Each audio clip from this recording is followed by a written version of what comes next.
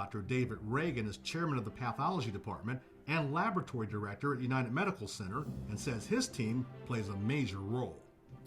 We are responsible for really making diagnoses from a technical standpoint in the clinical lab. We receive all your clinical specimens, blood, urine, stool, and we examine that to give the doctor the valuable information he needs in order to make a diagnosis and treat the patient. In anatomic pathology, we receive all the body parts from body parts, organs, to small biopsies, and we make a diagnosis on that. Without that, you cannot make a diagnosis. So we are the basis for the whole diagnostic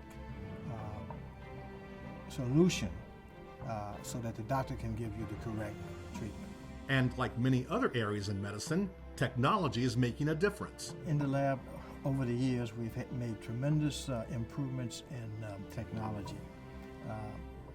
The old instruments would do 1, 2, 5 tests. Now we have a whole, one machine can do 40 different tests. The turnaround time is so much faster now. And so that has been a real boom to the clinical laboratory. The test menu, the number of tests and the different types of tests we have done. I can remember when I first started, we used immunoassay, and it would take a day or two to get the results. And now you're getting results in 45 minutes. So it really helps the doctors in making diagnoses and giving the correct treatment. Although the number of individuals with HIV in DC has declined from years past, there is still a significant percentage of people living with HIV in Ward 7 and Ward 8, the community UMC serves. The hospital continues to strive to diagnose those individuals who have the virus.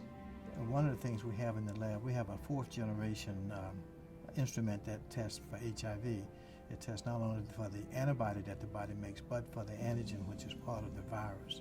So we are able to detect the HIV virus as probably within the first 2 weeks that a patient is infected. And that's when the patient is the most highly infectious. And so you want to get an earliest possible diagnosis so you can start treatment and take other interventions on that patient. And so we are one of the few places around the country. There are other places that do it, obviously, but we are in the forefront in that area.